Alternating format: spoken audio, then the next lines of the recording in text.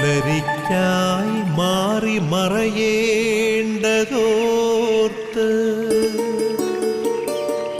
ചന്ദ്രനക്ഷത്രാദികൾ വിതുമ്പുമ്പോൾ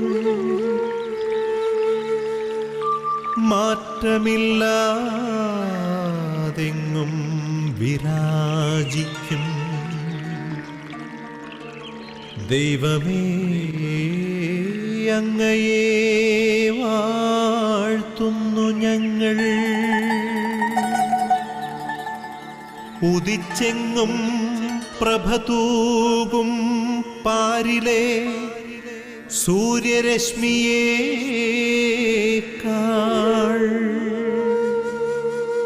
പ്രശോഭിച്ചെന്നും പ്രസാദമേകുന്ന ദൈവമേ, അങ്ങേ മഹിമാവെത്ര മനോജ്ഞം. ഇന്നത്തെ പ്രഭാത വിരുന്നിലേക്ക് ഗുഡ്നസ് ടിവിയുടെ ലോകമെമ്പാടുമുള്ള എല്ലാ മാന്യപ്രേക്ഷകർക്കും ഹൃദ്യമായ സ്വാഗതം. ഒരു മനോഹരമായ പ്രഭാതം കൂടി കാണുവാനായിട്ട് നമുക്കെല്ലാവർക്കും ഭാഗ്യം ലഭിച്ചിരിക്കുകയാണ്. ഈ മനോഹരമായ പ്രഭാതത്തിൽ ദൈവം വളരെ മനോഹരമായ കാഴ്ചകളാണ് നമുക്കൊരുക്കിയിരിക്കുന്നത്. ഈ പ്രപഞ്ചത്തിലേക്ക് കണ്ണു തിരിച്ചു നോക്കിയാൽ എന്തെല്ലാം കാര്യങ്ങളാണ് നമുക്ക് കാണാനായിട്ട് ആസ്വദിക്കാനായിട്ട് ദൈവം നമുക്ക് ഒരുക്കിയിരിക്കുന്നത് എന്ന് നമുക്ക് മനസ്സിലാക്കാൻ സാധിക്കും. നമ്മുടെ കാതുകളൊന്ന് തുറന്നാൽ എന്തുമാത്രം ശബ്ദങ്ങളാണ്, മനോഹരമായ ശബ്ദങ്ങളാണ് ദൈവം നമുക്ക് കേൾക്കാനായിട്ട് ഒരുക്കിയിരിക്കുന്നത് എന്ന് നമുക്ക് മനസ്സിലാക്കാനായിട്ട് സാധിക്കും. ദൈവം ഈ പ്രഭാതത്തിൽ നമുക്ക് ഈ വിരുന്ന് ഒരുക്കിയതിനെ ഓർത്ത് നമുക്ക് ദൈവത്തെ സ്തുതിക്കാം, നമുക്ക് ആരാധിക്കാം, ദൈവത്തിന് നമുക്ക് നന്ദി പറയാം. ഈ പ്രപഞ്ചത്തിലുള്ള എല്ലാ ചരാചരങ്ങളോടും ചേർന്ന് നമുക്കും ദൈവത്തിൻ്റെ ആ വലിയ മഹിമയെ പാടിപ്പുകഴ്ത്തുകയും മഹത്വത്തെ ഉയർത്തിപ്പിടിക്കുകയും ചെയ്യുന്നതിനായിട്ട് സാധിക്കട്ടെ. ഈ പ്രഭാതത്തിൽ ഈ വിരുന്നിലേക്ക് നമ്മൾ പ്രവേശിക്കുമ്പോൾ നമ്മുടെ അമ്മയായ പരിശുദ്ധ കന്യകാമറിയത്തിൻ്റെ ബാധ്യസ്ഥം നമുക്ക് അപേക്ഷിക്കാം. അമ്മ നമ്മുടെ കൂടെ ആയിരുന്നു കൊണ്ട് നമ്മെ എല്ലാവിധ പ്രലോഭനങ്ങളിൽ നിന്നും കാത്ത് പരിപാലിക്കട്ടെ. നമ്മുടെ ബലഹീനതകളിൽ നമുക്ക് വേണ്ടി പ്രാർത്ഥിക്കണമേ എന്ന് ഓർമ്മിപ്പിച്ചുകൊണ്ട് നമുക്ക് നന്മ നിറഞ്ഞ മറിയമേ എന്ന പ്രാർത്ഥന ചൊല്ലി പ്രാർത്ഥിക്കാം. നന്മ നിറഞ്ഞ മറിയമേ സ്വസ്തി, കർത്താവ് നിന്നോടുകൂടെ, സ്ത്രീകളിൽ നീ അനുഗ്രഹിക്കപ്പെട്ടവളാകുന്നു, നിന്റെ ഉദരത്തിൻ്റെ ഫലമായി ഈശോ അനുഗ്രഹിക്കപ്പെട്ടവനാകുന്നു. പരിശുദ്ധ മറിയമേ തമ്പുരാൻ്റെ അമ്മേ, പാപികളായ ഞങ്ങൾക്ക് വേണ്ടി ഇപ്പോഴും ഞങ്ങളുടെ മരണസമയത്തും തമ്പുരാനോട് അപേക്ഷിച്ചു കൊള്ളണമേ. ആമേൻ. പ്രിയപ്പെട്ടവരെ, നമുക്ക് പ്രത്യേകമായിട്ട് നമ്മുടെ ഭവനങ്ങളിലൊക്കെ ആരും പോരും അന്വേഷിക്കുവാനും പരിചരിക്കുവാനും നോക്കുവാനുമില്ലാത്ത വൃദ്ധരായിട്ടുള്ള ആളുകളെ നമുക്ക് ഓർക്കാം. അവരുടെ ജീവിതകാലം മുഴുവനും അവരുടെ മക്കൾക്ക് വേണ്ടിയും കുടുംബത്തിന് വേണ്ടിയൊക്കെ ജീവിച്ചു. പക്ഷേ അവർക്ക് വാർദ്ധക്യമായപ്പോൾ അവരെ നോക്കുവാനോ സംരക്ഷിക്കുവാനോ പരിചരിക്കുവാനോ ആളുകളില്ലാത്ത അവസ്ഥയാണ് ഇപ്പോൾ. അങ്ങനെ ധാരാളം ആളുകൾ നമ്മുടെ ചുറ്റുപാടും നമ്മുടെ സമൂഹത്തിലുണ്ട്. അവരെല്ലാവരെയും ദൈവസമക്ഷം നമുക്ക് സമർപ്പിച്ച് പ്രാർത്ഥിക്കാം. അവരുടെ ജീവിതത്തിൽ കർത്താവേ സഹായമായിട്ട് അങ്ങ് ഉണ്ടായിരിക്കണമേ, അവരുടെ ദുഃഖങ്ങളിൽ അവരെ ആശ്വസിപ്പിക്കണമേ എന്ന് നമുക്ക് കർത്താവിന് അവരെല്ലാവരെയും സമർപ്പിച്ച് ഇപ്പോൾ പ്രാർത്ഥിക്കാം. കർത്താവിൻ്റെ വചനം ശ്രവിക്കുവാനായിട്ട് നമുക്കൊരുങ്ങാം. ഇരുതലവാളിനേക്കാൾ മൂർച്ചയുള്ള വചനം നമ്മൾ ഓരോരുത്തരിലും പ്രവേശിച്ച് നമ്മുടെ മാനസാന്തരത്തിൻ്റെയും പരിവർത്തനത്തിൻ്റെയും ഫലങ്ങൾ പുറപ്പെടുവിക്കുന്നതിന് കർത്താവ് എന്നൊരു ശക്തമായ വചനം ഞങ്ങളിലേക്ക് അയച്ച് ഞങ്ങളെ ശക്തിപ്പെടുത്തണമെന്ന് നമുക്ക് പ്രാർത്ഥിക്കാം. വചനം നമ്മുടെ ഉള്ളിൽ ഫലം പുറപ്പെടുവിക്കണമെങ്കിൽ ആത്മീയമായ അഭിഷേകം നമുക്ക് ലഭിക്കണം. പരിശുദ്ധാത്മാവിൻ്റെ അഭിഷേകം ലഭിക്കുമ്പോഴാണ് വചനം നമ്മുടെ ജീവിതത്തിൽ 100 മേനി ഫലങ്ങൾ പുറപ്പെടുവിക്കുന്ന സാഹചര്യം ഉണ്ടാകുന്നത്. ആത്മാവിൻ്റെ അഭിഷേകത്തിനായിട്ട് നമുക്ക് പ്രത്യേകം ഒരുങ്ങാം. ആത്മീയ അഭിഷേകത്തിനായിട്ട് നമുക്കിപ്പോൾ പ്രാർത്ഥിക്കാം. തൂമഞ്ഞിൽ വിടരും പുഷ്പസുഗന്ധമെത്രയോ ഹൃദ്യം, പരിമളത്തിനുറവയാം നറുസൗരഭ്യമാകട്ടെ ഞങ്ങളുമീ മണ്ണിൽ.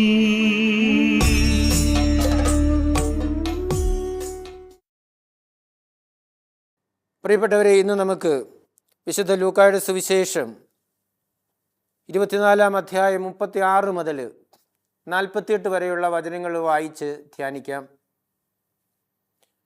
അവർ ഇത് പറഞ്ഞുകൊണ്ടിരിക്കുമ്പോൾ യേശു അവരുടെ മധ്യേ പ്രത്യക്ഷനായി അവരോട് അരുളി ചെയ്തു, നിങ്ങൾക്ക് സമാധാനം. അവർ ഭയന്ന് വിറച്ചു, ഭൂതത്തെയാണ് കാണുന്നത് എന്ന് അവർ വിചാരിച്ചു. അവൻ അവരോട് ചോദിച്ചു, നിങ്ങൾ അസ്വസ്ഥരാകുന്നത് എന്തിന്? നിങ്ങളുടെ മനസ്സിൽ ചോദ്യങ്ങൾ ഉയരുന്നതും എന്തിന്? എൻ്റെ കൈകളും കാലുകളും കണ്ട് ഇത് ഞാൻ തന്നെയാണെന്ന് മനസ്സിലാക്കുവിൻ. എന്നെ സ്പർശിച്ചു നോക്കുവിൻ. എനിക്കുള്ളതുപോലെ മാംസവും അസ്ഥികളും ഭൂതത്തിനില്ലല്ലോ. എന്നിട്ടും അവർ സന്തോഷാധിക്യത്താൽ അവിശ്വസിക്കുകയും അത്ഭുതപ്പെടുകയും ചെയ്തപ്പോൾ അവൻ അവരോട് ചോദിച്ചു, ഇവിടെ ഭക്ഷിക്കുവാൻ എന്തെങ്കിലും ഉണ്ടോ? ഒരു കഷ്ണം വറുത്ത മീൻ അവർ അവന് കൊടുത്തു. അവൻ അതെടുത്ത് അവരുടെ മുമ്പിൽ വെച്ച് ഭക്ഷിച്ചു. അവൻ അവരോട് പറഞ്ഞു, മോശയുടെ നിയമത്തിലും പ്രവാചകന്മാരിലും സങ്കീർത്തനങ്ങളിലും എന്നെക്കുറിച്ച് എഴുതപ്പെട്ടിരിക്കുന്നതെല്ലാം പൂർത്തിയാകേണ്ടിയിരിക്കുന്നു എന്ന് ഞാൻ നിങ്ങളോടുകൂടെ ആയിരുന്നപ്പോൾ പറഞ്ഞിട്ടുണ്ടല്ലോ. വിശുദ്ധ ലിഖിതങ്ങൾ ഗ്രഹിക്കാൻ തക്കവിധം അവരുടെ മനസ്സ് അവൻ തുറന്നു. അവൻ പറഞ്ഞു, ഇങ്ങനെ എഴുതപ്പെട്ടിരിക്കുന്നു, ക്രിസ്തു സഹിക്കുകയും 3-ാം ദിവസം മരിച്ചവരിൽ നിന്ന് ഉയർത്തെഴുന്നേൽക്കുകയും ചെയ്യണം. പാപമോചനത്തിലുള്ള അനുതാപം അവൻ്റെ നാമത്തിൽ ജെറുസലേമിൽ ആരംഭിച്ച് എല്ലാ ജനതകളോടും പ്രഘോഷിക്കപ്പെടേണ്ടിയിരിക്കുന്നു. നിങ്ങളിവയ്ക്ക് സാക്ഷികളാണ്. ഇതാ, എൻ്റെ പിതാവിൻ്റെ വാഗ്ദാനം നിങ്ങളുടെ മേൽ ഞാൻ അയക്കുന്നു. ഉന്നതത്തിൽ നിന്ന് ശക്തി ധരിക്കുന്നതുവരെ നഗരത്തിൽ തന്നെ വസിക്കുവിൻ. പ്രിയപ്പെട്ടവരെ, ഈ സുവിശേഷ ഭാഗത്തിലൂടെ നമ്മൾ കടന്നു പോകുമ്പോൾ നമുക്ക് കാണാൻ സാധിക്കുന്നത്, എമാവുസിലേക്ക് പോയ 2 ശിഷ്യന്മാർ തിരിച്ച് ജെറുസലേമിലേക്ക് വന്നപ്പോൾ ഈശോ ശിഷ്യന്മാർക്ക് പ്രത്യക്ഷപ്പെടുന്നതായിട്ടാണ് നമുക്ക് കാണാൻ സാധിക്കുന്നത്. യേശു അവരുടെ സംശയത്തെ നേരിടുന്നത് അല്ലെങ്കിൽ അത് പരിഹരിക്കുന്നത് ഒരു പ്രസംഗത്തിലൂടെയല്ല, ഏതാനും ചില തെളിവുകളിലൂടെയാണ്. ഈശോ തെളിവ് നിരത്തിക്കൊണ്ടാണ് ഈ ശിഷ്യന്മാരുടെ സംശയത്തെ ദൂരീകരിക്കുന്നതിനായിട്ട് ശ്രമിക്കുന്നത്. ഒന്നാമതായിട്ട് ഈശോ തന്നെ സ്പർശിക്കാനായിട്ടുള്ള അവസരം അവർക്ക് കൊടുക്കുകയാണ്. ഈശോ അവരെ ക്ഷണിക്കുകയാണ്, തൻ്റെ കൈകളും കാലുകളും കാണിച്ചുകൊണ്ട്.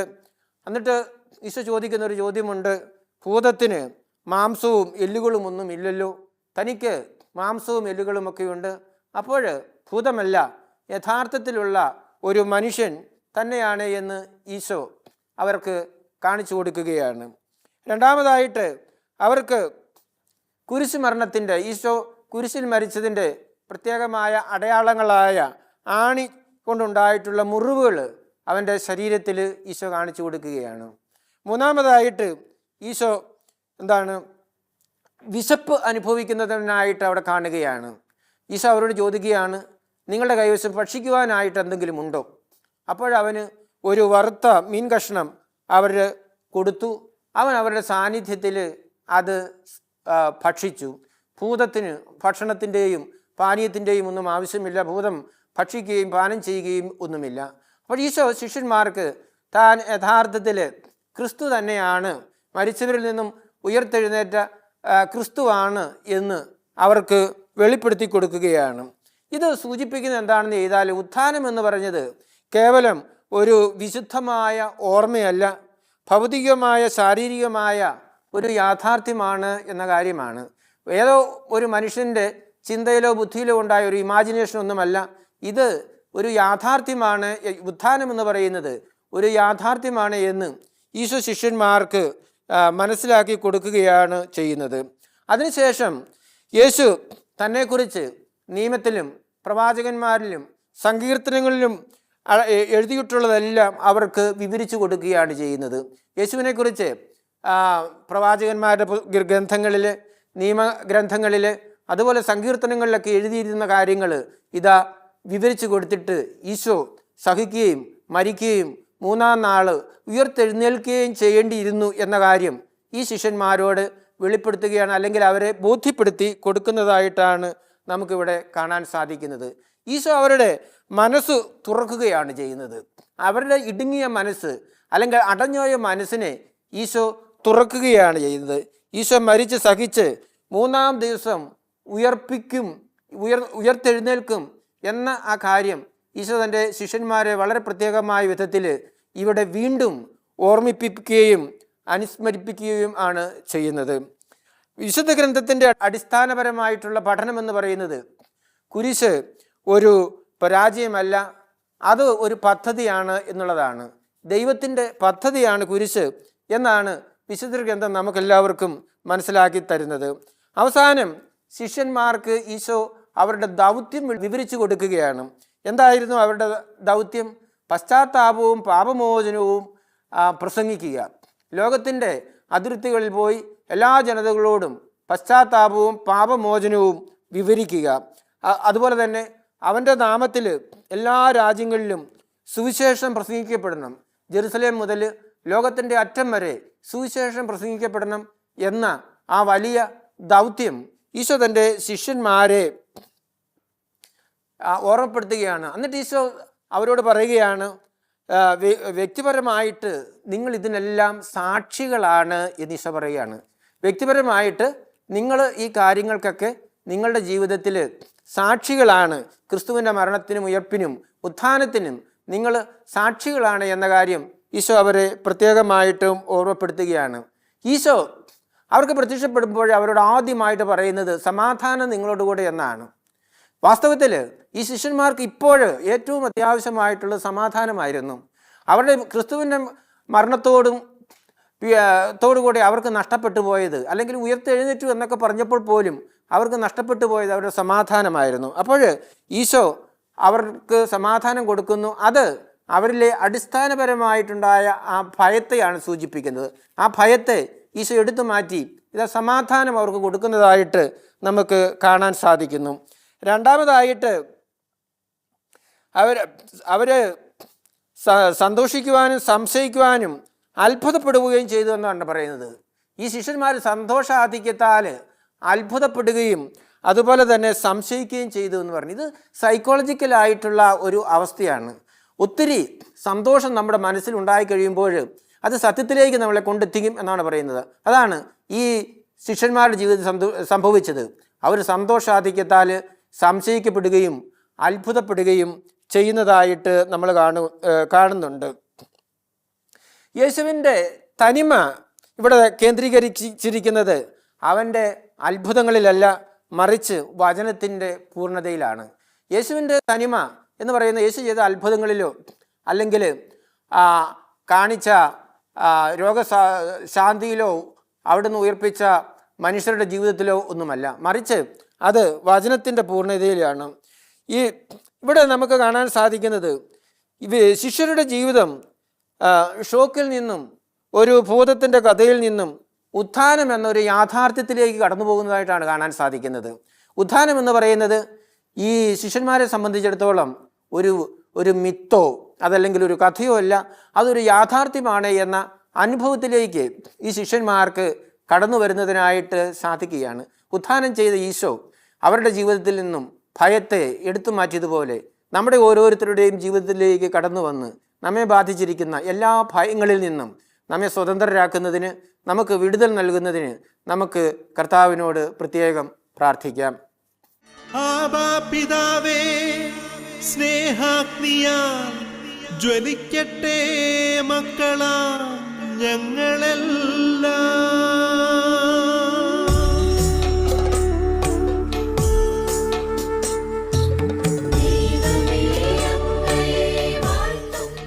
നമുക്ക് പ്രാർത്ഥിക്കാം. പിതാവും പുത്രനും പരിശുദ്ധാത്മാവുമായ ത്രിത്വൈക ദൈവം നമ്മെല്ലാവരെയും സമൃദ്ധമായിട്ടും അനുഗ്രഹിക്കട്ടെ. നമ്മുടെ അമ്മയായ പരിശുദ്ധ കന്യാമറിയത്തിൻ്റെ മാധ്യസ്ഥം എപ്പോഴും നമ്മുടെ എല്ലാവരോടും കൂടെ ഉണ്ടായിരിക്കട്ടെ. തിരുക്കുടുംബത്തിൻ്റെ കാവൽക്കാരനായ മാർ യൗസേപ്പ് കാവലായിട്ട് എപ്പോഴും നമ്മുടെ ജീവിതത്തിൽ നമ്മെ നയിക്കട്ടെ. നമ്മുടെ പേരിന് കാരണഭൂതരായ വിശുദ്ധർ നമുക്ക് വേണ്ടി മാധ്യസ്ഥം വഹിച്ച് പ്രാർത്ഥിക്കട്ടെ. നമ്മുടെ ഇടവകകളിലുള്ള മധ്യസ്ഥർ നമ്മോട് കൂടെ എപ്പോഴും ആയിരുന്നു കൊണ്ട് നമ്മെ നയിക്കുകയും നിയന്ത്രിക്കുകയും ചെയ്യട്ടെ. കാവൽ മാലാഖന്മാർ കാവലായിട്ട് നമ്മുടെ കൂടെ ആയിരുന്നുകൊണ്ട് എല്ലാ അപകടങ്ങളിൽ നിന്നും ആപത്തുകളിൽ നിന്നും പൈശാചികമായ ബന്ധനങ്ങളിൽ നിന്നും നമുക്ക് സംരക്ഷണം ഒരുക്കട്ടെ. പ്രിയപ്പെട്ടവരെ, നമ്മുടെ പ്രാർത്ഥനാ സഹായം ചോദിച്ചിട്ടുള്ള എല്ലാവരെയും നമുക്കിപ്പോൾ ഓർക്കാം. അവരെ എല്ലാവരെയും നമുക്ക് സമർപ്പിച്ചപ്പോൾ പ്രാർത്ഥിക്കാം. രോഗികളായിട്ട് കഴിയുന്നവർ, കുടുംബ പ്രശ്നങ്ങളിലൂടെ കടന്നു പോകുന്നവർ, സാമ്പത്തിക അപരാധനങ്ങളിലൂടെ കടന്നു പോകുന്നവർ, ഭയത്തിന് അടിമകളായിട്ടുള്ള മനുഷ്യർ, സംശയത്തിനും മറ്റു തരത്തിലുള്ള പീഡകൾക്കും അധീനരായിട്ടുള്ള മനുഷ്യർ, വിവാഹപ്രായം എത്തിയിട്ടും ജീവിത പങ്കാളിയെ കെട്ടാതെ വിഷമിച്ചും ദുഃഖിച്ചും കഴിയുന്നവർ, അങ്ങനെയുള്ള എല്ലാ കുടുംബ ബന്ധങ്ങൾ തകർന്ന ആളുകൾ എല്ലാവരെയും നമുക്ക് സമർപ്പിച്ച് അവരുടെ നിയോഗങ്ങളോടുകൂടെ കർത്താവിൻ്റെ കരങ്ങളിൽ സമർപ്പിച്ച് ഒരു നിമിഷം അവരെ സമർപ്പിച്ച് നമുക്ക് ഉയർന്ന സ്വരത്തിൽ സ്തുതിച്ച് പ്രാർത്ഥിക്കാം. ഹാലലുയ്യ, ഹാലലുയ്യ, ഹാലലുയ്യ, ഹാലലുയ്യ. യേശുവേ നന്ദി, യേശുവേ നന്ദി, യേശുവേ സ്തുതി. കർത്താവായ യേശുവേ, നിൻ്റെ മക്കളെ അവരുടെ എല്ലാവിധ പ്രശ്നങ്ങളോടും പ്രതിസന്ധികളോടും വേദനകളോടും സഹനങ്ങളോടും സങ്കടങ്ങളോടും കൂടെ സമർപ്പിച്ച് പ്രാർത്ഥിക്കുന്നു.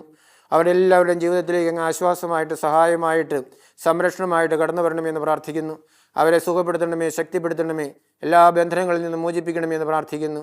യേശുവേ നന്ദി, യേശുവേ സ്തുതി, യേശുവേ സ്തോത്രം. പ്രിയപ്പെട്ടവർ, ഈ ധ്യാന കേന്ദ്രത്തെയും ഈ ചാനലിൽ നിങ്ങൾ നിങ്ങളുടെ പ്രാർത്ഥനയിൽ ഓർക്കണമെന്ന് പ്രത്യേകമായിട്ടും അഭ്യർത്ഥിക്കുകയാണ്. ഈ ചാനലിലൂടെയും ഈ ധ്യാന കേന്ദ്രത്തിലൂടെയും കർത്താവിൻ്റെ സുവിശേഷം ലോകത്തിൻ്റെ അതിർത്തികൾ വരെ പ്രഘോഷിക്കപ്പെടുന്നതിനുള്ള അവസരം സൃഷ്ടിക്കപ്പെടുന്നതിന് വേണ്ടി നിങ്ങൾ പ്രത്യേകം പ്രാർത്ഥിക്കണമെന്ന് പ്രത്യേകം അഭ്യർത്ഥിക്കുകയാണ്. സാധിക്കുന്ന എല്ലാവരും മരിയൻ കൂടാരങ്ങളിലിരുന്ന് കൊന്ത ചൊല്ലി പ്രാർത്ഥിച്ചുകൊണ്ടിരിക്കുന്ന സഹോദരീ സഹോദരങ്ങളോട് ചേർന്ന് ഒരു കൊന്തയെങ്കിലും എങ്കിലും ചൊല്ലി സമർപ്പിച്ച് പ്രാർത്ഥിക്കണമെന്ന് പ്രത്യേകം ഞാൻ നിങ്ങളോട് അഭ്യർത്ഥിക്കുകയാണ്.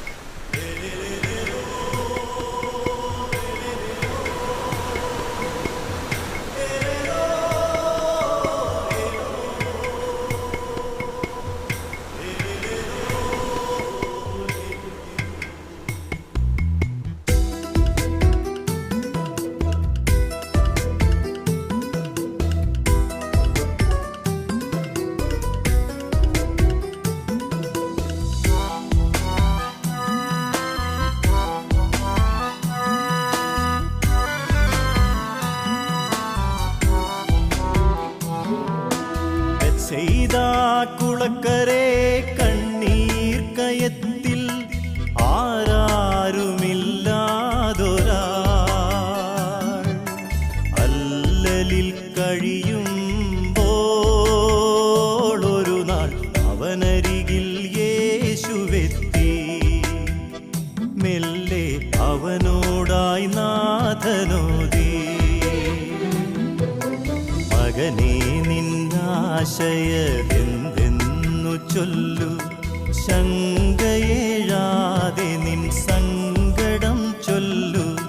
മകനേ നിന്നാശയതെന്തെന്നു ചൊല്ലു, ശങ്കയേഴാതെ നിൻ സങ്കടം ചൊല്ലു. ബെത്സയിദാ കുളക്കരെ കണ്ണീർ കയത്തിൽ ആരാരുമില്ലാതൊരാൾ അല്ലലിൽ കഴിയുമ്പോൾ ഒരു നാൾ അവനരികിൽ യേശുവെത്തി. ഒരു നാൾ അവനരികിൽ യേശുവെത്തി.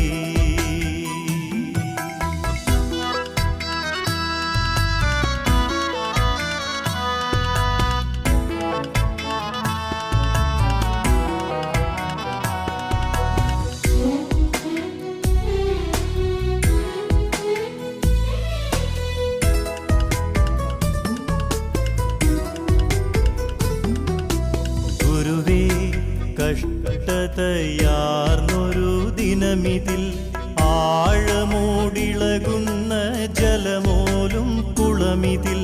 ഗുരുവേ കഷ്ടതയാർന്നൊരു ദിനമിതിൽ ആഴമോടിളകുന്ന ജലമോലും കുളമിതിൽ. കൈപിടിച്ചെന്നെ നടത്തുവാനാരുള്ളു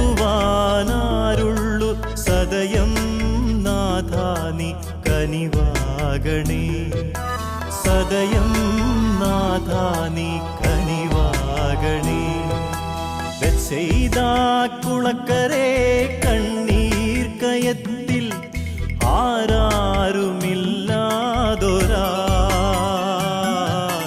അല്ലലിൽ കഴിയുമ്പോൾ ഒരു നാൾ അവനരികിൽ യേശുവെത്തി.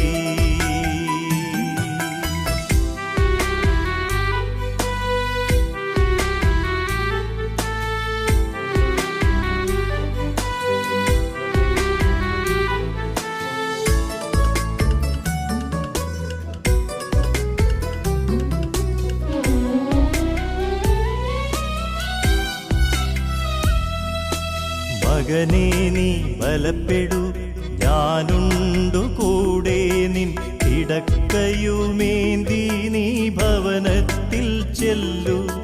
മകനേ നീ ബലപ്പെടൂ, ഞാനുണ്ടു കൂടെ, നിൻ കിടക്കയുമേന്തി നീ ഭവനത്തിൽ ചെല്ലു. എൻ സാക്ഷിയായി നീ എന്നെന്നും നിലകൊള്ളു, എന്നാത്മശിഷ്യനായി നീ മാറിടൂ, എന്നാത്മശിഷ്യനായി നീ മാറിടൂ. ബെത്സയിദാ കുളക്കരെ കണ്ണീർ കയത്തിൽ ആരാരുമില്ലാതൊരാൾ അല്ലലിൽ കഴിയുമ്പോൾ ഒരു നാൾ അവനരികിൽ യേശുവെത്തി. ഒരു നാൾ അവനരികിൽ യേശുവെത്തി.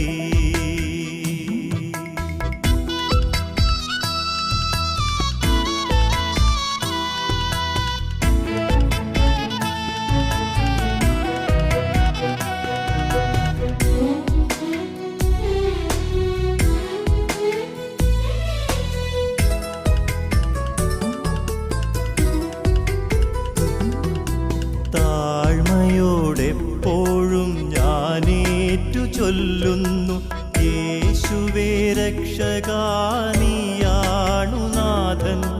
താഴ്മയോടെപ്പോഴും ഞാനേറ്റു ചൊല്ലുന്നു, യേശുവേ രക്ഷകാ നീയാണു നാഥൻ. നിന്നിലെന്നാശ്രയം നീ മാത്രമാലംബം, ദൈവമേ നിൻ സ്തുതി ഞാനേറ്റുപാടാം. ദൈവമേ നിൻ സ്തുതി ഞാനേറ്റുപാടാം. ബെത്സയിദാ കുളക്കരെ കണ്ണീർ കയത്തിൽ ആരാരുമില്ലാതൊരാൾ അല്ലലിൽ കഴിയുമ്പോൾ ഒരു നാൾ അവനരികിൽ യേശുവെത്തി. ഒരു നാൾ അവനരികിൽ യേശുവെത്തി. ഒരു നാൾ അവനരികിൽ യേശുവെത്തി.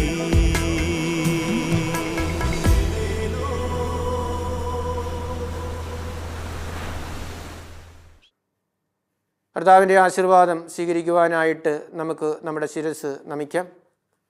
നമ്മുടെ കർത്താവ് ഈശോ മിശിഹായുടെ കൃപയും പിതാവായ ദൈവത്തിൻ്റെ സ്നേഹവും പരിശുദ്ധാത്മാവിൻ്റെ സഹവാസവും നിങ്ങളുടെ എല്ലാവരോടും കൂടെ ഉണ്ടായിരിക്കട്ടെ, ഇപ്പോഴും എപ്പോഴും എന്നേക്കും. ആമീൻ. പ്രിയപ്പെട്ടവരെ, ഈ പ്രഭാത വിരുന്ന് അവസാനിപ്പിക്കുന്നതിന് മുമ്പ് നിങ്ങൾക്കെല്ലാവർക്കും നന്ദി പറയുവാനായിട്ട് ഞാൻ ഈ അവസരം വിനിയോഗിക്കുകയാണ്. ഈ പ്രഭാതത്തിൽ എന്നോടൊപ്പം പങ്കുചേർന്ന എല്ലാ നല്ല പ്രേക്ഷകർക്കും ഏറ്റവും ഹൃദയപൂർവ്വം ഞാൻ നന്ദി പറയുകയാണ്. നല്ല ഒരു ദിവസം ദൈവം നിങ്ങൾക്ക് നൽകി നിങ്ങളെ അനുഗ്രഹിക്കട്ടെ എന്ന് പ്രാർത്ഥിക്കുകയാണ്. എല്ലാ ദൈവാനുഗ്രഹങ്ങളും നിങ്ങളുടെ ജീവിതത്തിൽ ഈ ദിവസത്തിൽ ദൈവം സമൃദ്ധമായിട്ടും ചൊരിയട്ടെ എന്ന് പ്രാർത്ഥിച്ചുകൊണ്ട് നല്ല ദിവസം ആശംസിച്ചുകൊണ്ട് നിർത്തുന്നു. നന്ദി.